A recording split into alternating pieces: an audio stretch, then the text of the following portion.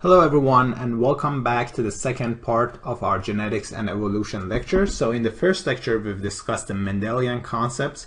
We went over the principle of gene mapping based on the frequency of crossovers or recombinations between two genes, and we also discussed mutations, different type of mutations, gene mutations versus chromosome mutations that can affect genetic variability. Now in this lecture I would like to continue talking about different factors that can affect genetic variability, whether they are from errors or whether they are from population genetic effects, like for instance genetic drift.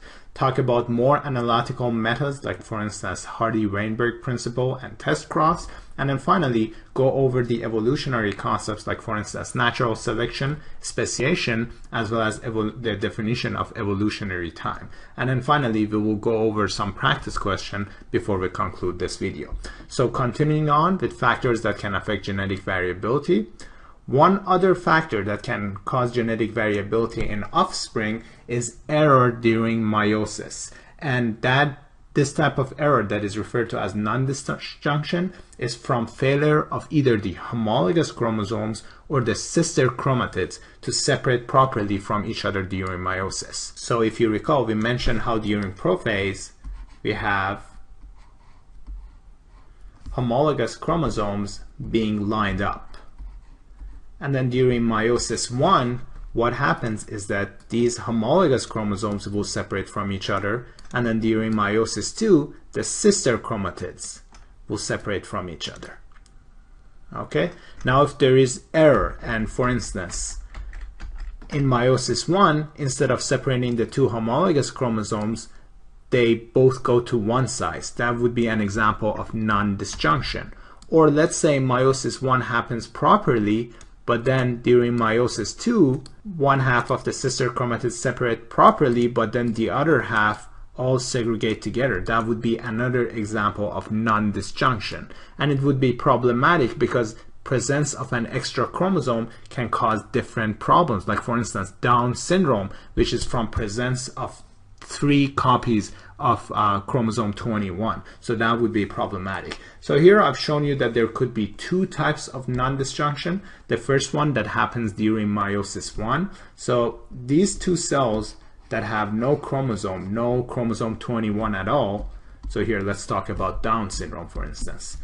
These gametes will not survive because they don't have any chromosome 21. However, the other 2 gametes will have 2 copies, so there is an extra copy. And once this egg combines with a sperm that has another chromosome 21, a combination would be 1 chromosome from male, 2 from female, so it would be a trisomy, as a consequence of which these progenies will have 3 copies of chromosome 21, that is Down syndrome.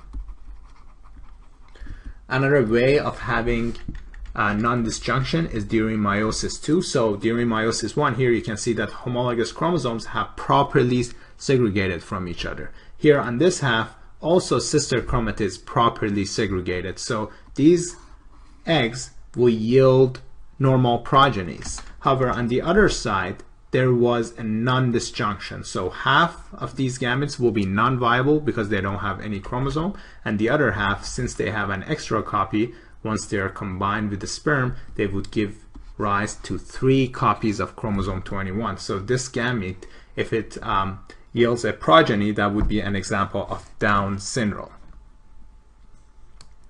Now, other causes of genetic variation is mispairing. So we know how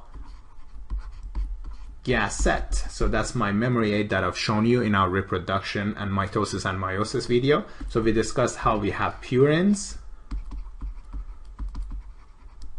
are always pairing, or at least are supposed to always pair with pyrimidines. And to be more specific, G pairs with C and A pairs with T. But in reality, there could be some mispairing that is going on.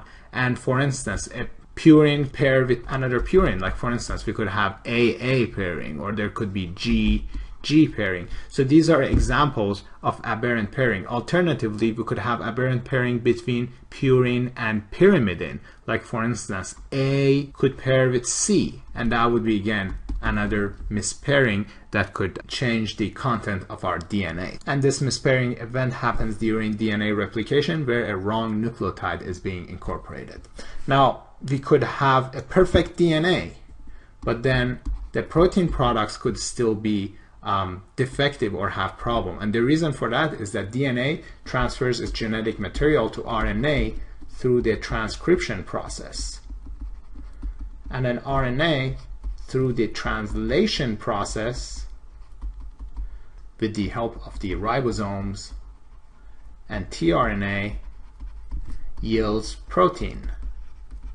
And then here I should have mentioned that this is mRNA or messenger RNA, and here we have RNA polymerase.